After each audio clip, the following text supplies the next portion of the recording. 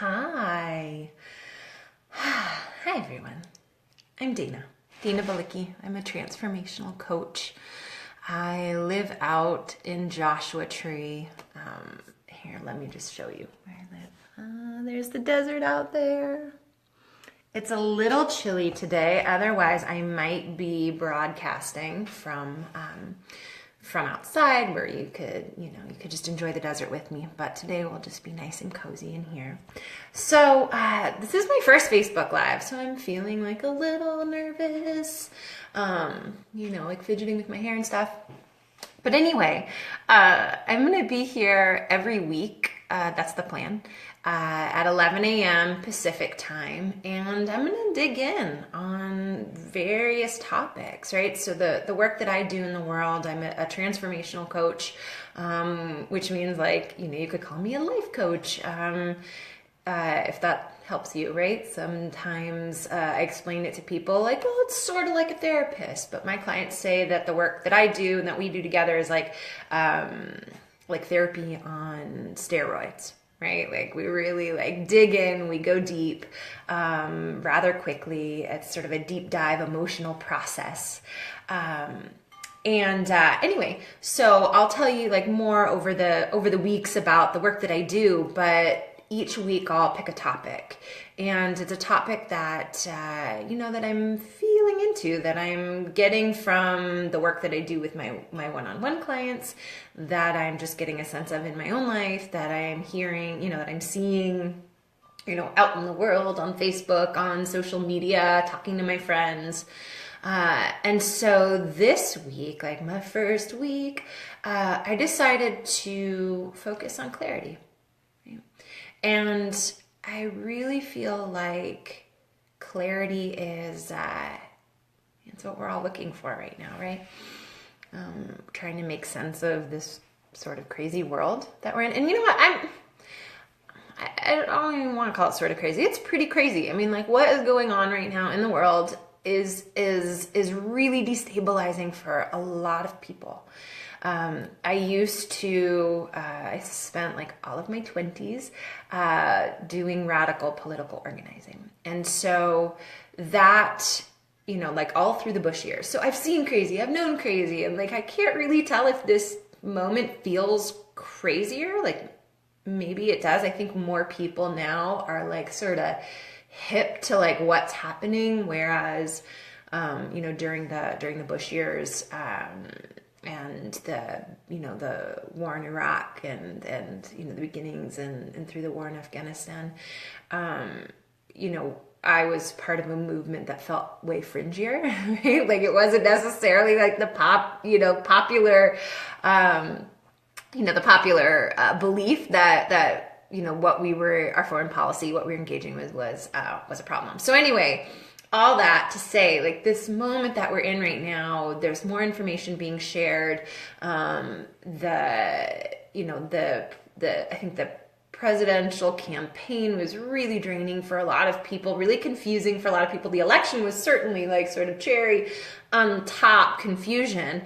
And so I just know that we're all searching for clarity, not just because of what's happening. What's happening politically is just a reflection of what's happening in our world all over the place, right? as we all try to make sense of, why am I here? Why are we here? What are we all doing here together?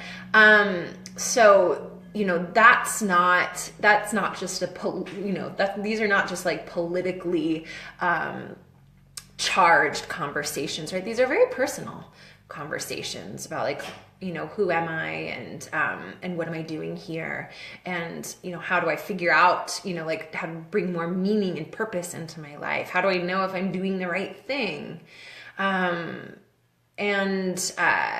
how do I, I know I'm not doing the right thing, so that, I know I'm not fulfilled, so how do I get there, right? So all of these questions, right, trying to make sense of the world, us trying to make sense of our place in it, right, is a juicy topic. And it's certainly not something that can just be covered in one Facebook Live. But I think that there's some good things that I I think we can dig in on. So your questions will of course be welcome at any point. If you're like, what are you talking about, Dana? Or hey, what do you think about this? Just like type it in and I'll do my best to answer. So here's a couple of things. First, let me tell you a bit about like why, I told you like sort of the bigger picture of clarity, right? Oh, Facebook Live is so good for just like a little bit of hair fudging here, right? So, I came to clarity, the desire for clarity, my own journey around clarity in a really specific way. Like I mentioned, I was a political organizer, and I was doing all of this work, throughout the entire Bush administration, and I was, doing peace organizing with a wonderful group of women called Code Pink, Women for Peace. If you ever saw anyone like, images or video clips of like women in Congress in pink, like bloody hands, or, marching in the streets or disrupting, various heads of state, right? Like I tried to arrest Karl Rove at one point, right? It was my job, and I quite enjoyed it. But I was doing all of this deep work, trying to sort of change the world, right? And change public opinion about our leaders and about our foreign policy. And so I was doing work that was really meaningful and that I knew was really important. And then at some point I burnt out. Right? Like I was working hard, working endlessly and tirelessly and passionately. And yet I still, I still found myself like, okay, so now what? Like I'm working to end the war, and everyone was telling me like how important that work was. And I knew how important that work was. And yet I was really tired and I was really burnt out, and I didn't feel like I had a sense of myself. Right? I didn't have a sense of like, who am I if I wasn't doing this work, right? And so I felt like something that had been really clear, like this desire to do this work, this desire to be of service, this desire to shift the way that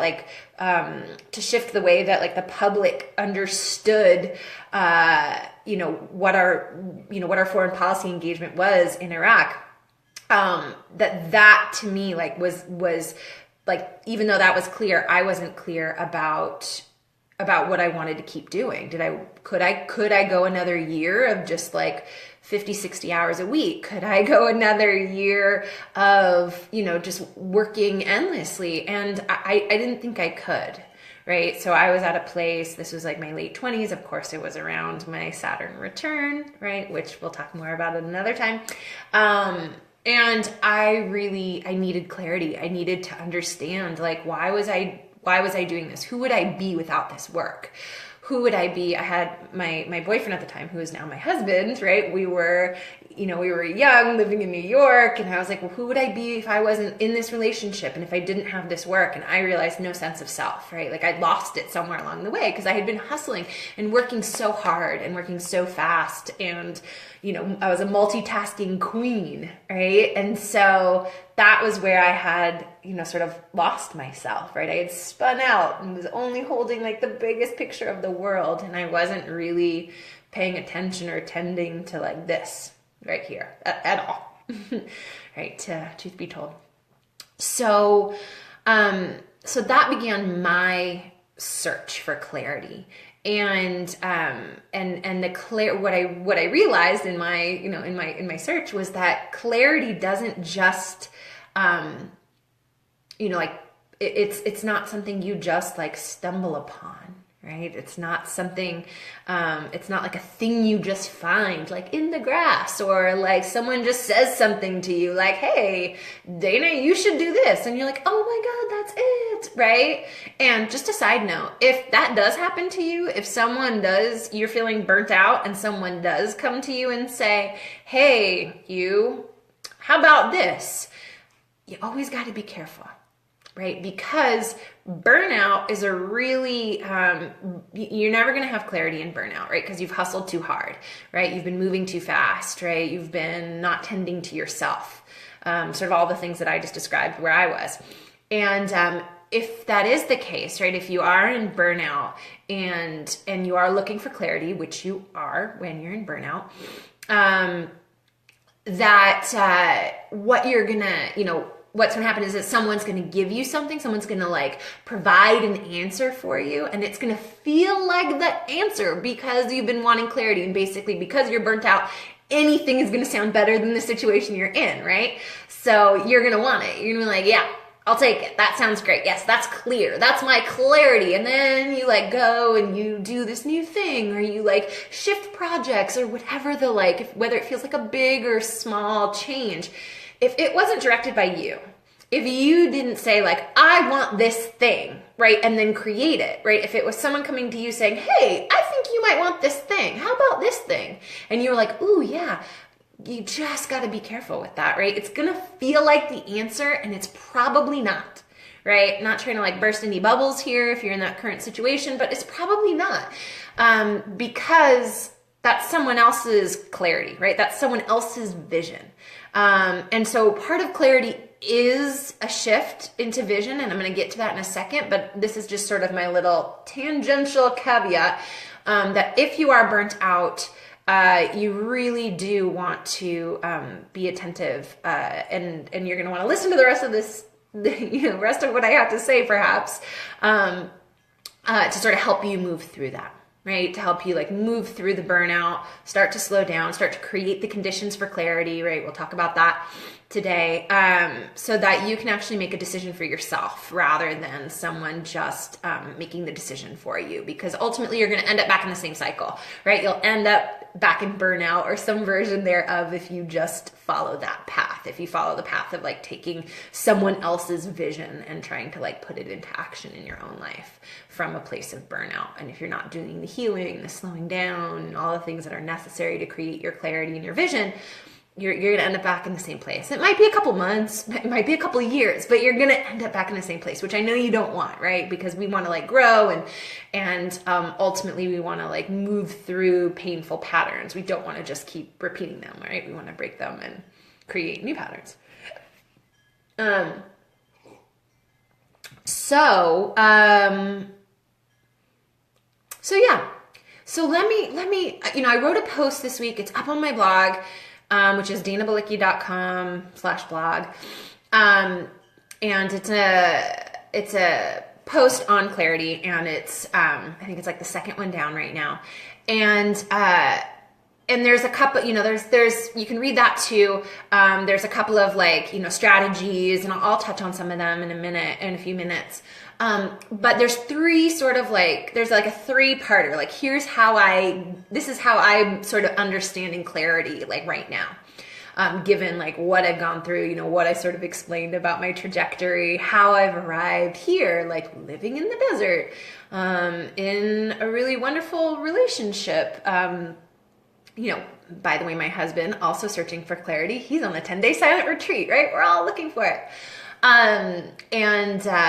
Doing work that I feel really blessed to do and that I love. And that doesn't mean like, I have some perfect picture and that's the end of it, right? Like it took me a lot to get here, right? It took a lot of work to get clear on what I wanted. And now I've created it and it's great. And it doesn't end here, right? I'm not just like, okay, great, I'm done, right? It's like, I have to keep working on clarity. I have to keep digging into like, what is it that I want? So we're going to start there. Like, what is it that I want? What is it that you want, right? It's like, this is your vision, right? So I know people talk about vision all the time, and you might be in the place where you're like, yeah, I have a vision. Like, it's really clear. And you might be like, I don't have a vision. I want one, right? Or I like sort of have some idea of like what I want, right? Like here's some things, this is where I imagine myself in a few years, right? I want like a really fulfilling job. I want, an amazing partnership. I want blah, blah, blah, whatever it is, right? And so you might know what you want, you might not know what you want, but just have some idea, right? You might just like not know how to get there, right? So, vision isn't just about, like your your 5-year plan, right? It's also about how you want to feel. But before we can even like really like get into vision and like what you want, it's really important to understand like where we are culturally, right? The pond that you're swimming in, that I'm swimming in, that we're all swimming in here together, is how I originally sort of understood this is some work with my teachers, and they call it, my teachers, Gail Straub, David Gershon of the Empowerment Institute, the brilliant Rock Goddess, J. Love Calderon of Move the Crowd. If you ever have any questions about, my teachers or teachings or, where I've come from along that, sort of my little lineage, I'm happy to share. But anyway, so that teaching was all about the shift that we need to make from pathology to vision, right? So our cultural swimming pool, right? Like with all the I don't know if any of you live in New York and ever went to like the Williamsburg, or Greenpoint pool. I forget what it's called, but it was like a public swimming pool. And then like every once in a while, like a kid would like poop in the pool and then they'd like ring a bell and everyone would have to get out, right? That's our swimming pool. Sometimes it's glorious. Sometimes it's full of little kid poops. I don't know, right? It's ours, right? We got to love it. So our collective swimming pool here is a swimming pool of pathology. I mean, that makes it sound really bad, but sometimes it's rough, right? And so what that means is that all of us are here together, and how we see the world, how we've been trained to see the world, is through the lens of what's wrong, right? It's through the lens of problems, right? Like problem solving. Like raise your hand if you have ever been lauded in a job, like yay, go you, for being a problem solver, right? Someone who can troubleshoot real quickly, right? Like that was my life for years. I could just like get in something and like fix it, right? And I was always fixing.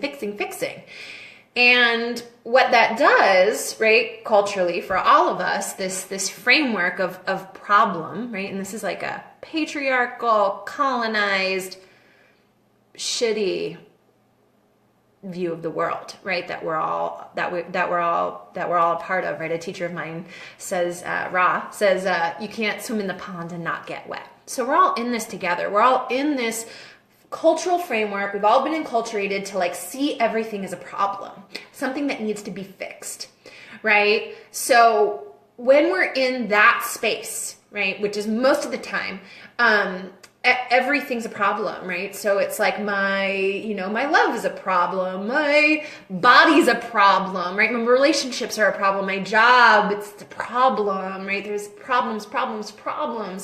And so what's, besides that being super draining and exhausting, there's not a lot of room there for there's not really room for anything but more problems, right? Like you fix one problem and around the corner is another problem, because it's the framework, right?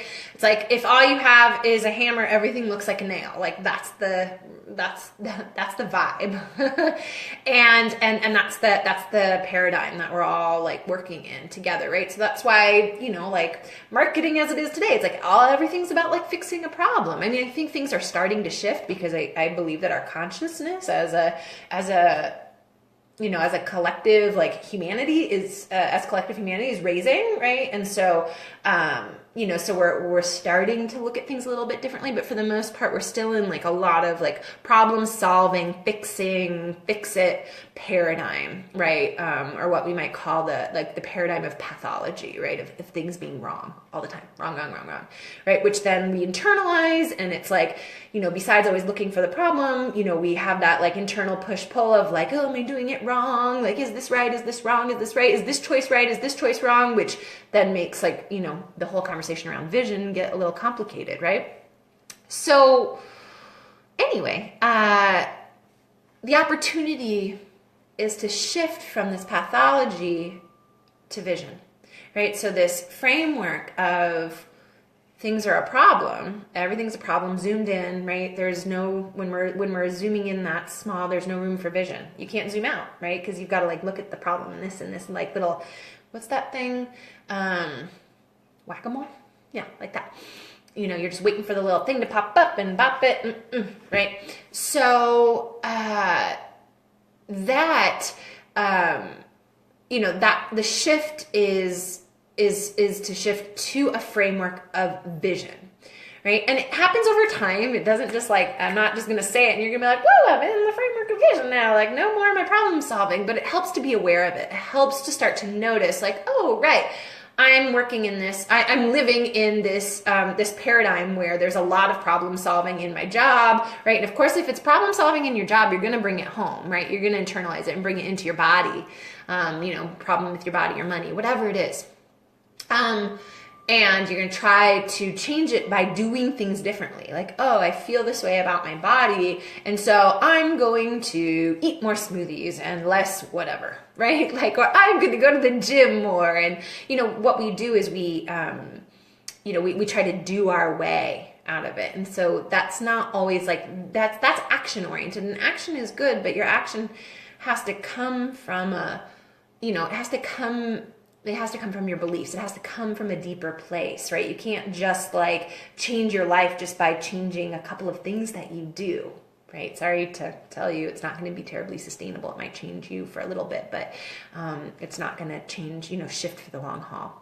So anyway, this shift from pathology to vision is an opportunity for you, right? So the opportunity is for you to like start to zoom out and start to think about the big questions of like, how do I really want to be alive? Right? What do I really want to experience right now in this lifetime? I turn on this planet, right? What do I want to experience? How do I want to feel? Right? Vision is so much about feeling, and we don't go there enough, right? We don't go there enough about really digging into like, well, how do I want to feel? We think like, okay, I want this job or I want this relationship. And when I have those things, like then my life will be good. If I just make a little more money, like then things will be good. If I just lose a little weight, then things will be better. And those are so, they're so, I don't know if transactional is the right word, but, wherever you go, there you are. So if you're unhappy now and then you think getting the job is going to all of a sudden make you a ton happier, like it might make you a little happier, and it might provide some more more stability and security, which are always great because we're all always looking for that. But you're still going to be there, right? So you might get the job and then still feel like you're not sure about like what you're doing, right? Like, why are you here? Like, okay, now you have this great job, right? I was in that place. I had this great job. I had this thing that was incredibly meaningful, right? I was the political activist, working to end war. And I still didn't have I didn't have clarity about like why I was here, like outside of that job, right? So just because you get the thing that you want, you achieve it or you have it or you do the thing, like doesn't necessarily mean that you're going to feel different, right? We have to do some focusing on the feelings. And so a big part of vision is like, how do I want to feel? If I imagine that job, like what is it that I want to feel from that job? What is it that how do I want to feel when I'm in a really loving, respectful, vulnerable, sensual, romantic relationship, right? Like what is, that's like, think about that, right? Think about how you want to feel. How do you want and not just like, I want to feel loved. Like, that's great. Of course you do, right? We all do. But like, do you want to feel whole, right? Do you want to feel seen and heard, right? Like, think about the deeper feelings of like how you really want to experience that relationship or how you want to experience that job. Right, so this is sort of like the first part of clarity, right? Is like, what I'm offering to you today is just what, thinking about this shift, being aware of, all together, we're in that gross swimming pool analogy I gave earlier, of pathology, of fix it, right? And where you can be, right? Beginning the awareness of it is to shift from that pathology, that focus on the problems, to zooming out, like, how do I want to experience my life right now, right? What is it that I want? How do I want to feel? What's the life that I really want to live? And not just like, what do I want to do or have, but how do I want to feel, right? So that's, so that's one part. So you can, just sort of like simmer on that a little bit, like maybe like note it down in your notebook, right? Like I couldn't find a pen, I have this little pencil, like shift from pathology to vision, right? Just being aware of how often you look at things in your life and think that's a problem, right? Like how often do you say, like, oh yeah, like this is my problem. Yeah, my problem is, right? Like it's subtle, right? But it's so powerful. So just start to be aware of it, right? And when you find yourself doing that, you're like, oh, I just called myself a problem. Okay. Or like, oh yeah, I just spent all day trying to fix other people's problems. Okay, right? Just start noticing, and then ask yourself these big questions, right? These deeper questions of like, well, how do I really want to feel? Do I really want to be a problem solver, right? Like, do I, if I want to be there for other people and helping them, what do I also want for myself, right? So that's, I just saw Alessandra, yeah, how do I want to feel versus what I would like to have? Yes, totally, right? Exactly, perfect, well said.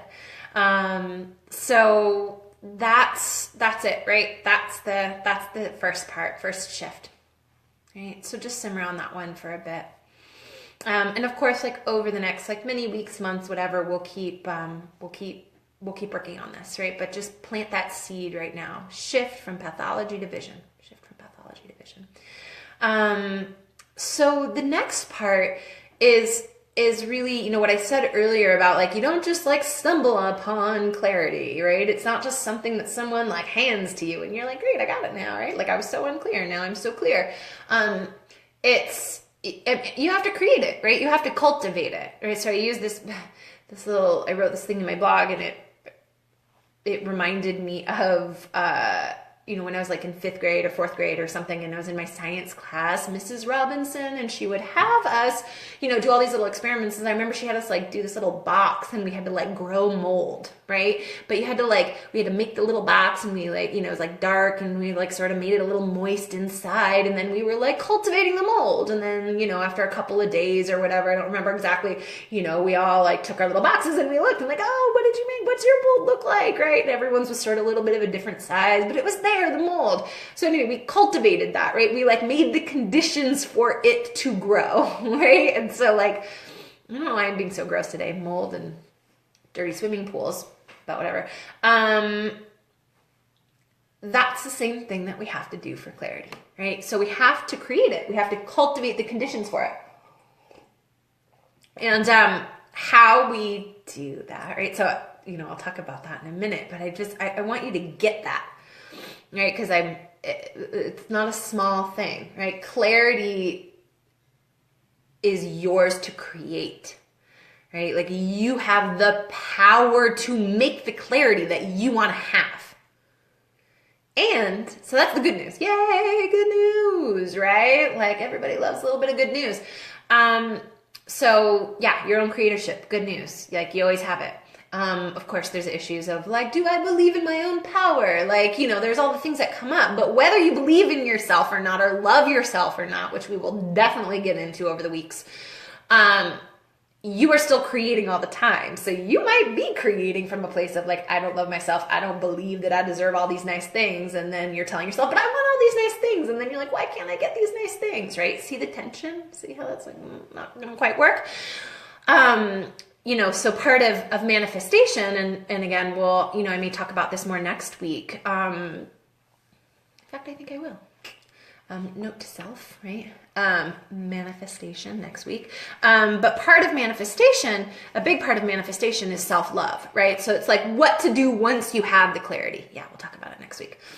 But anyway, we're going to, just planting the seeds of cultivation, that it's your own creatorship. You have the power to create the clarity. You're always creating, right? So you might be creating some stuff in your life that you're like, I don't like what I have right now. Like your life is a reflection of what you believe. So you might have things in your life and be like, this is great. And you might have some things in your life where you're like, this sucks, right? So, like I said, the good news is that you're a creator and you have the power to change it and create what you want. The bad news is that like you have created some of these things, right? Like doesn't mean that you've created like your really shitty boss who's like mean and degrading to you, right? But if you've stayed in the relationship, right? Or if there are ways that you've participated and continued to show up, that, you know, that part's yours. I'm sorry, honey, but it is. You own part of it, right? It's not, you know, and if you think you don't own any of it, it's worth looking at, right? Because that's a place of powerlessness, right? To just be like, I have no control over anything, and life is just happening to me. Like, that's victimhood, right? And all of us swim in that pool too, right? You know, when I was talking earlier about the shift from pathology to vision, another way to look at it actually is victim to vision, right? Like, I have no power, to like, wait, I do have power, right? I have no power, victim, life is happening to me, I have no control, to like, wait, no one else is going to take the big picture of my life. No one else is going to zoom out and be like, what's the best thing for this person? Like, your mom might. Like, my mom's watching. Hi, Mom. But, you know, like, as well-intentioned as our mothers or whoever else might have like a big picture idea for like what we should do with our lives, like, ultimately you're the one, right? Like, it's up to you. So, you know, you got to take responsibility for it. Like, take your power back. Yeah. So anyway, you know, back to the cultivation. You have the power to do it. Cultivate clarity. You have to cultivate clarity. How do I cultivate clarity? Like, how do I get it? How do I make it? Like, do I plant a seed? Do I whatever? You know, great question. There are lots of ways. My number one way that has been really helpful for me and challenging, right? Like, that's not easy. Like, clarity is a big deal, right? So it's not like you just take a pill, right? Though, probably there are some, you know, people who take certain vitamins and that's helpful. And, you know, I believe in supplements, and I'm drinking a little magic potion of ashwagandha and, you know, raw cacao right now too. So who knows? It might be helping with clarity. But all that aside from supplements, and magic pills and magic beans, you got to slow down. That's it, right? Like, that's my number one. My number one is like, slow down. That's how you cultivate clarity. You can't get clear when you're moving 1,000,000 miles an hour. You can't. I'm sorry. Like, try it. Like, is it working? Right? Like, you might get really clear on some things. And I would love to hear if there's anyone watching that's like, yeah, I am so clear when I'm moving 1,000,000 miles an hour. And, but, there's a little but here. Yeah, when you're moving really fast and you're like, oh, here are all the things I know I need to do. Like, yeah, you might feel some sense of clarity. You're like adrenaline rushing. You're like, here's my list. Here's my to-do list. I'm so super clear, right? But we're not talking about that kind of clarity, right? That's just like my to-do clarity. That's my like, ooh, I've got this small project clarity, or I've got this like thing, right? But what we're talking about is like big clarity, right? Like big zoomed out clarity. So if like your calendar is just like back to back to back to back, and there's just no room for you, and you're just like up first thing in the morning and you're like checking your email and you're doing this and you're doing that, and then you're going to work and you're doing this and then blah, blah, blah, and you're on G-Chat and you're like taking phone calls and you're just like, while you're walking, you're eating, right? Or you just like forget to eat, or you don't pee. I mean, God, I used to like hold my pee for hours and hours because I was like, I'm too busy to pee. I know I'm not alone on that one. You know, and then not eating, right? We don't take care of our bodies. I didn't eat breakfast for like 7 years. And trust me, it has taken me like another 7 years to like come back from that and like soothe my adrenals. Anyway, I'm always happy to talk more about body stuff and how our body sort of internalizes our, you know, our hustle, because that happens. So anyway, like, slow down, right? You got to slow down. You got to start to make a little more room in your life, right? You cannot look at your life as a series of time slots to be filled. Like, I have done it. And sometimes I still do it, right? But I have a balance now. And like, I get out of balance too, right? Like, I am not some like perfect being here. But I'm much better at seeing when I'm out of balance and not letting it run rampant for months or however long, years, right? I catch it pretty quickly now. I can feel it. I can feel it in my body pretty immediately, right? When something's out of balance. But anyway, slowing down, right? Slowing down, starting, right? This is going to give you, when you slow down, right? You create more opportunities to be present, right? Present with yourself, with the world around you. And with this presence, like that's the only, like we spend a lot of time in the past and then in the future. And that, sorry, hold on. We got like little beep beep things coming up here. My text messaging. Okay. So we spend a lot of time in the past and the future. And that's, like that's what keeps us like in the hustle, right? Like that's what keeps us out of vision, because we're like, oh, well, this happened before, like this is what's going to happen. And, we just sort of like, it's like we just like jump right over ourselves, right? In the present moment, right? We don't actually get to like experience what we're creating. So then even if we do work really hard and then we achieve something, we're like on to the next thing, right? Problem solving, fix it, keep moving, go, hustle. And we don't stop to be like, holy cow, I just did this thing. It's amazing, right? Like, yeah, for me, I did that. Let me just like simmer in it. How does that feel, right? We don't do it. We work really hard and then maybe we like, oh, I'm going to go out and have a great dinner or something. And like, there is no dinner great enough. I had some great meals in my life, but there's no dinner great enough to like really honor and celebrate a big accomplishment that's taken months, right? So we just like, we don't celebrate ourselves very often. That's a great way to be present, or slow down, right? To like intentionally celebrate yourself, even just slowing down for a moment. Other ways to slow down: mindfulness, right? So I made a little 15-minute mindfulness meditation for you. It's free. It's over on my blog. If you just go to danabalicki.com/clarity, that'll take you to a little sign up page, and then you can download the mindfulness meditation. And it's so much, the meditation and just mindfulness in general, if that's a new concept to you, or you're like, oh, I sort of get what mindfulness is, it feels self-explanatory, right? It's so much about slowing down, right? There's mindful breathing. There's just like being with your breath, right? Like it's right there. You can't ignore it, right? So like your tool for mindfulness, your tool for slowing down is your natural way of being, right? In breath, out breath. In breath, out breath. There it is. Setting the time, right? So you can be running around being, or you can be like, slow down, right? So in the meditation, I see that someone really liked it and they listened to it. Great, I'm so glad.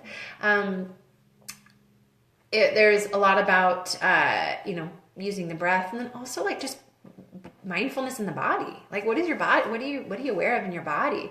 Right? I see Annie chimed in earlier with like body-led business. I love that, right? Like, yes, it's our body, it's our vessel, right? It's like the thing we come home to. It's the thing that's always there. It's our biggest ally, right? And if we see ourselves as separate from it, which I have seen myself separate from my body for a long time, we're really missing an ally. Right, we're missing this vessel that's here to like hold us accountable and to like help us be present, right? Because it's like, ow, right? Like present, here I am, sensual. My body is my vessel for sensual engagement. And when you're engaged in sensuality, here's another great way to slow down and get present is to engage sensually, right? So maybe it's just like enjoying like, your drink in the morning, right? You make it and you're just like, you feel it, you taste it, you smell it, you feel the warmth of the cup. You hear the noise that the cup makes when you set it down. You feel the warm liquid moving down, right?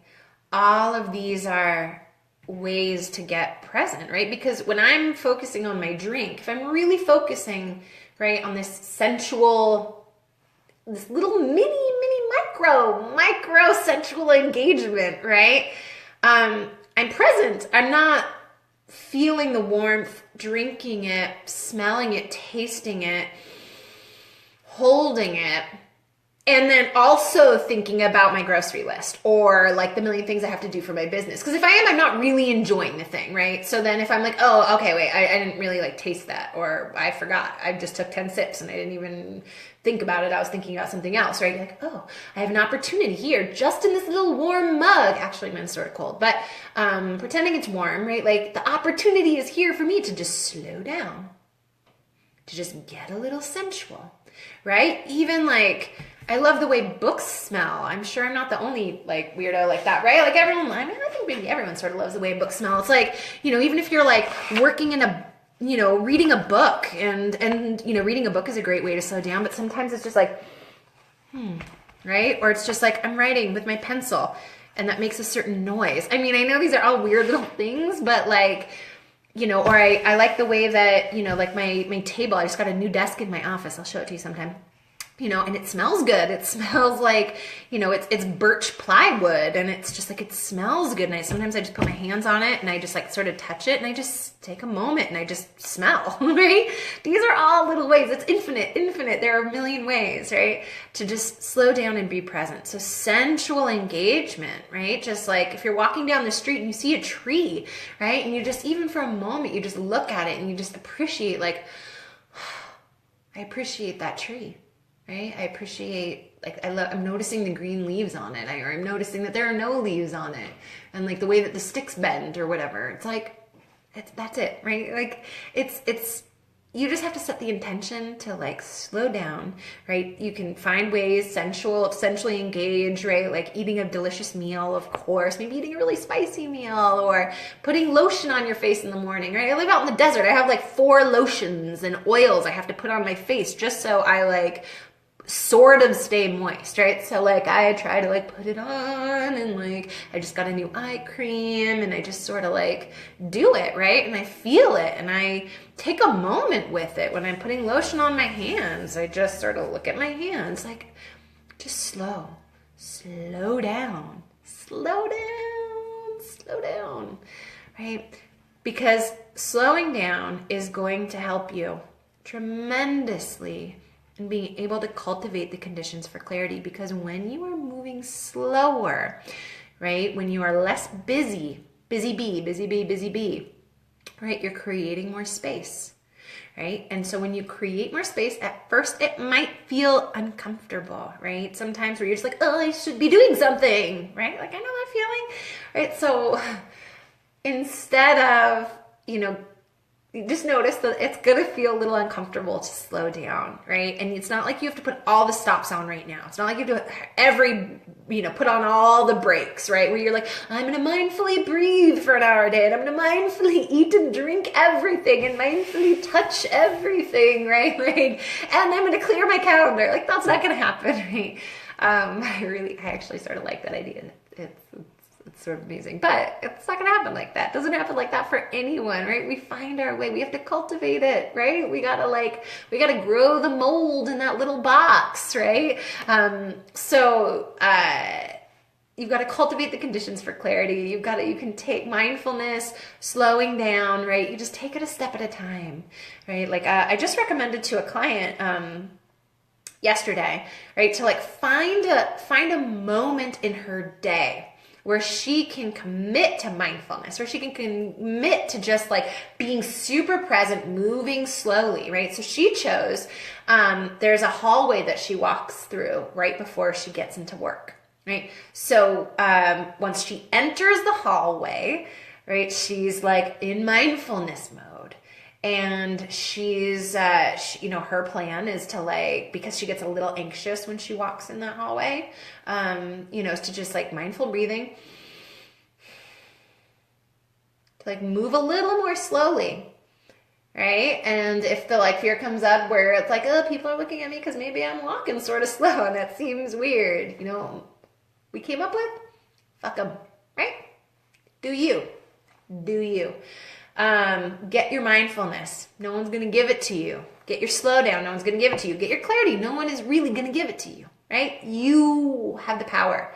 So she's going to walk through her hallway, right? She had a little mantra she was working with, and like, just slow, right?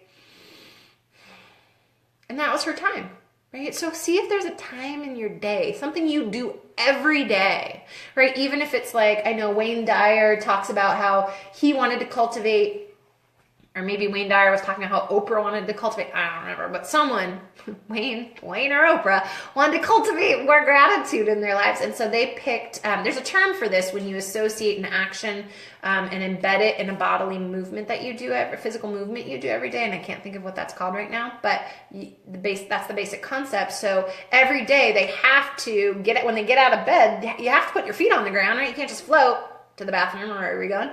So when they put their feet on the ground, that was their moment of gratitude, right? They would just like thank the universe for the opportunity of being alive, right? That was what was important to them. So you can use Oprah's or Wayne Dyer's fancy move, right? Just feet on the ground and just take a couple of mindful breaths. And after those few mindful breaths, maybe just set an intention for the day, right? Like maybe the intention is like, I'm going to sensually engage with the world around me today. I'm going to be present today. I'm going to cultivate my clarity today. Right? Could be it. Simple as that. So anyway, we've moved through sort of 3 ways in which to get clear, to get your clarity. The first was that shift from pathology to vision, or as we talked a little bit about the shift from victim to vision, how to be aware of that, how to notice it within yourself, right? How to notice it in the world around you, just to start to bring some awareness to it, and then to start asking yourself these big questions about how you want to feel, how you want to be alive right now. The second part was the realizing that you have to cultivate clarity. You have to make clarity. No one's going to give it to you. It's not something you stumble upon, right? It's something that you can create and cultivate. I gave you a little example of like 5th grade science class, like making the mold in the box, right? So you can create it. And the third part is how do you cultivate, right? You cultivate clarity by slowing down. Right? By creating more opportunities to be present, right? You can get more sensual, right, in your life. Who knows? I mean, my phone right now is rested on this beautiful bowl of lemons, right? So knows. You could cut a lemon, bite. Well, I mean, it's bad for your enamel, so maybe not that. But drinking some lemon water, right? Like maybe that's a great way. Whatever it is, a million ways to get more sensual, to just snap yourself into the reality of the moment where you are, right? Because this is the only place change happens. Change doesn't happen in the past. Change doesn't happen in the future. It happens right now, right now, right now, right now. That's it, right? So the more you can be present, the more you can be in the moment, like that's your power place, right? Like that's where your power, that's where you can access your power. And when you can access your power, of course, you can access clarity. You can, you get to be the creator of your life. So on my blog, if you go to, danabalicki.com/blog, it's like the second one down. The blog is called like Better Than Winning the Lottery or Getting Exfoliated. Anyway, you have to read it. But in that, I also give a bunch of other strategies to slow down, right? And whether that's like, like I said, the mindful breathing, mindful walking, mindful eating and drinking, letting go of caffeine, might be one for you. Eating breakfast, super important. Do not skip breakfast, even if you just need like a handful of almonds. Serious about this. Don't skip breakfast. It's not worth it. Not eating enough food, I don't care who you are, not eating enough food, not giving your body enough fuel is making your brain murky, super murky. You're not serving yourself. You think you're like moving faster, or the caffeine is like better if you don't. I don't know what people think. I don't even remember what I used to think. I don't mean like you people. I mean like I used to do this too. Eating more food, right? Eating when you're hungry. Like just eating when you're hungry, not mindless eating, right? Difference, total difference. But eating breakfast is going to be helpful. To trimming down your calendar. Maybe there are some friends in your life that take up a lot of energy, and And maybe you feel like they're not really there for you in terms of like they're not supportive of your growth, or they take up a lot of energy and it's really draining. You might want to rethink, right? Like, you know, who you're with, right? The people you surround yourself with matters. Right? So you might even be like, you know what, for the next month, I'm just going to focus on 3 friends. I got 3 friends. That's where I'm putting my energy. Everyone else, I'm going to take a little step back. Right? So anyway, I was getting into all that because on my blog, there's, you know, the article I told you about, my most recent blog post. If you go on my blog, and you'll see the one for, you know, advertising our little time here together today. And underneath that, when you click through, there's a lot of tips and strategies there for slowing down, right? Because that's it. That's how you're going to cultivate clarity, is the slow down. And one other thing I want to bring up is confusion. This is important. Well, I'll say it was important for me. This is an important distinction for me. Take it or leave it. Right? Like any of this stuff, take it or leave it. Confusion in relationship to clarity is a helpful distinction to understand, right? So a lot of times we're like, I'm confused, I don't know what to do, right? Like maybe you've been there. You have probably been there, because I think most of us probably get there, right? I'm confused, I don't know what to do. I don't know what the right thing is to do. I'm afraid I'm going to make the wrong decision. Or there are many iterations of this, but this feeling of being confused. And so the confusion, what's the helpful distinction that a teacher offered me a long time ago, at a time when I was feeling really confused because I didn't have a lot of clarity, that confusion can be a safe haven. That's what I want to say. Confusion can be a safe haven. Confusion can be your little safe place. Even though it's really uncomfortable and you're like, ugh, I don't like feeling confused. Chances are you've been confused for a while, or that's how you've understood it, right? That's the perception, is I'm confused and I don't know what to do. This or that, or I think this, and then maybe I think that, and there's a lot of voices in there, and I'm not sure which one's the right one. I think we'll probably talk more in the future about how to distinguish like ego from your inner guide, right? That's a good one.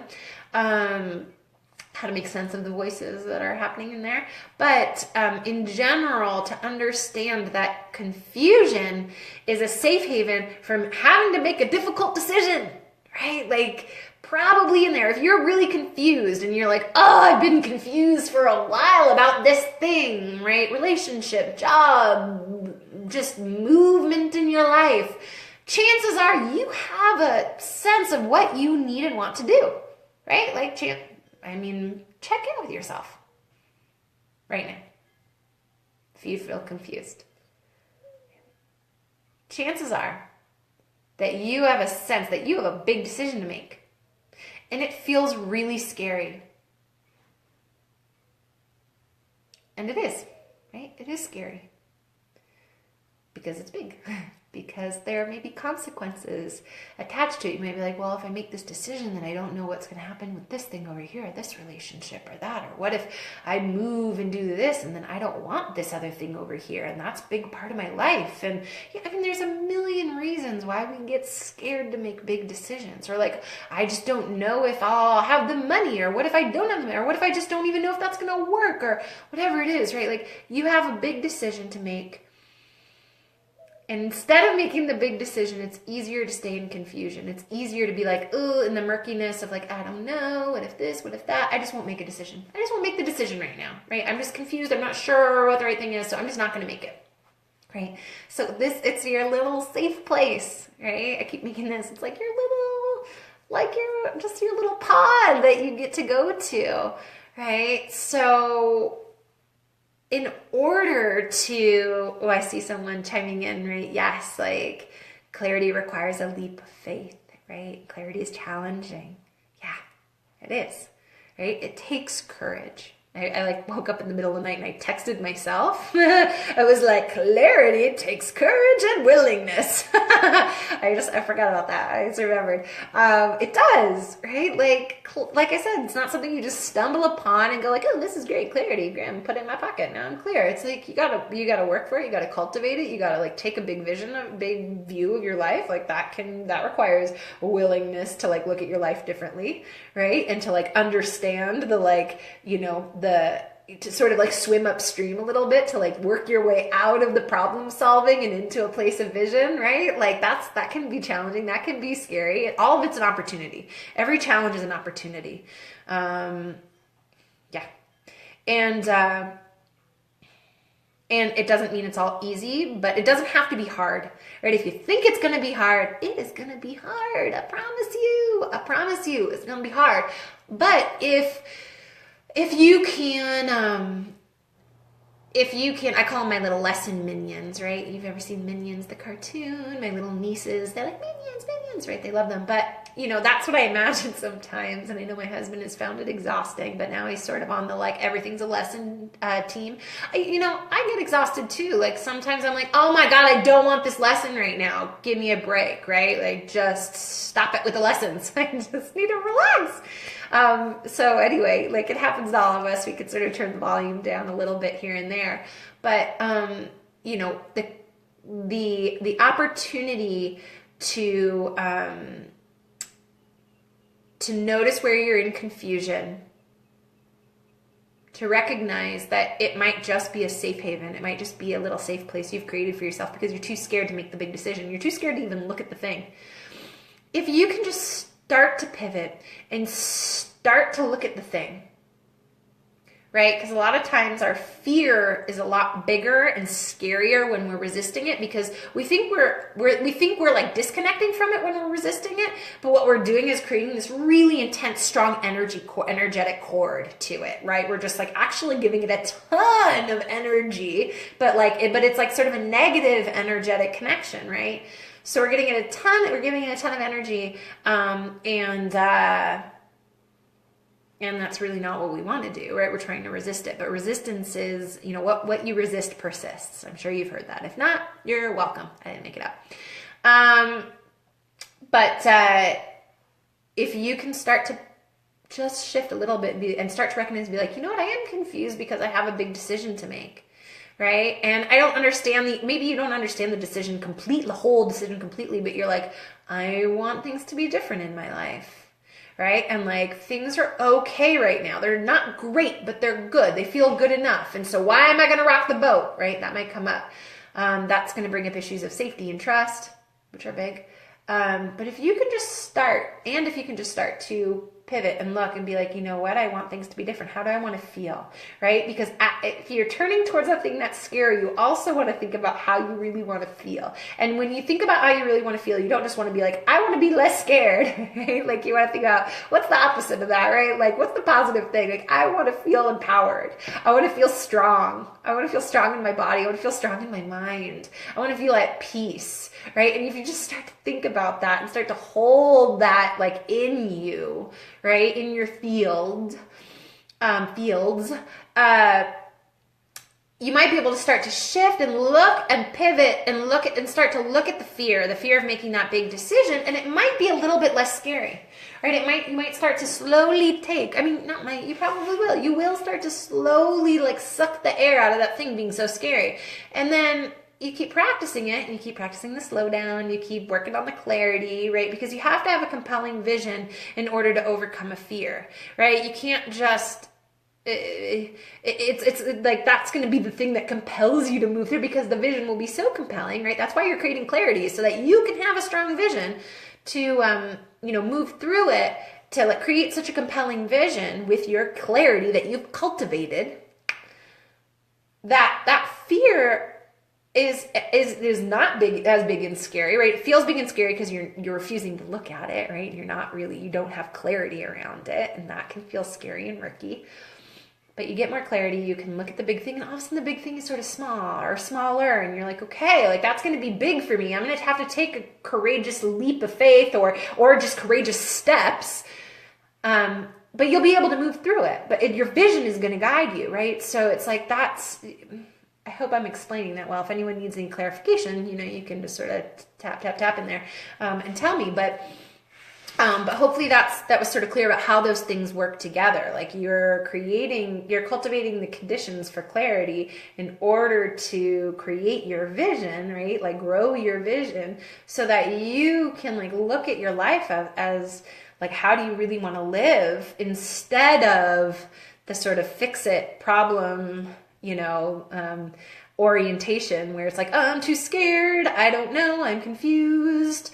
I'm just going to stay over here and be small, right? Because like, you don't have to be small. The world needs your magic, right? The world needs you to like be alive. Like that's just your job, right? And I don't mean like job, little J-O-B. I mean like your job, your J-O-B, the big one. Like, why are you here? It's to be self-realized. It's to create the picture of and live the picture of your life, of what you want to bring to the world, right? And that doesn't mean like you have to be Mother Teresa, right? Like that's not what all our offerings have to be like, right? We can just affect the people around us, and maybe your higher purpose is to bring love, or to like to grow a beautiful family, or to learn how to love yourself, or to grow and cultivate a specific gift or talent. Like all that is legit. And so that's why you're here. That's why we're here, right? And that is why you're cultivating your clarity, right? Like ultimately, big picture, right? It's like your big experience, and to not let yourself be blocked and be small, right? Which happens to all of us, right? So you're not alone in any of this. We're all in this together. We're all doing this together. That's why I'm doing this right now, and I'll do it every week.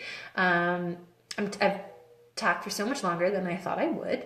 But I think unless anyone has any questions, I think I might wrap. I have no idea how long we've been talking, or I've been talking, and you've been listening. But if you have any questions, I'm totally happy to answer. I've just seen more sort of like little notes coming through, which is great, and I love you all. Don't forget that you can get mindfulness meditations, 15 minutes. You can download it on your phone, listen to it while you're walking, right? Like you can mindfully walk, you can mindfully drive, right? So like whatever coast you're on, right? Whether you're stuck in LA traffic or walking in New York or somewhere in the middle, north, south, east, another country altogether, right? You can do it mindfully. And so go to danabalicki.com/clarity, and that will take you to a little sign up page. It's real cute. And you just have to put in your name and email, and then you can get the meditation. They'll come to you in an email. And yeah. And then if you have any problems or questions with it, if you have any problems, you see it? See?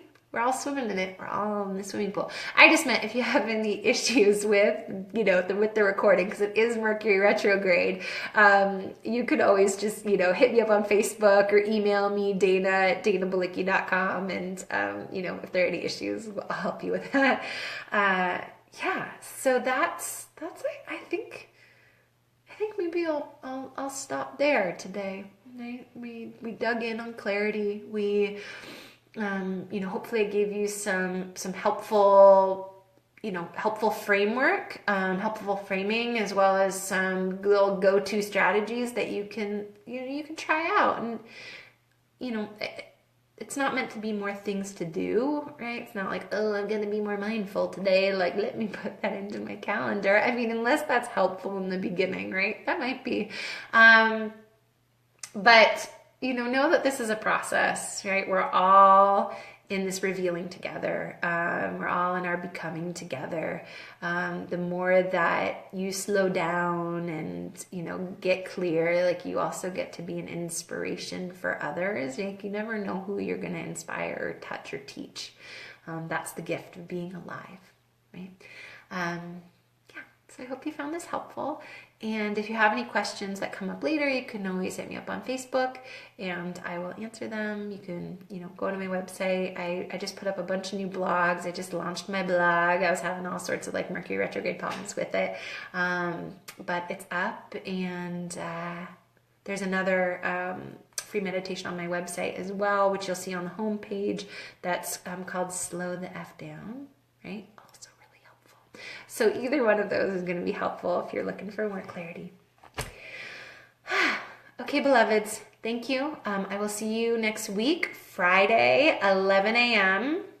right here, 11 a.m. Pacific time. I will be here every Friday. I think next week I'm going to talk about manifestation, self-love. That's, we'll see, but that could be it. Okay, I'll talk to you soon. Thank you.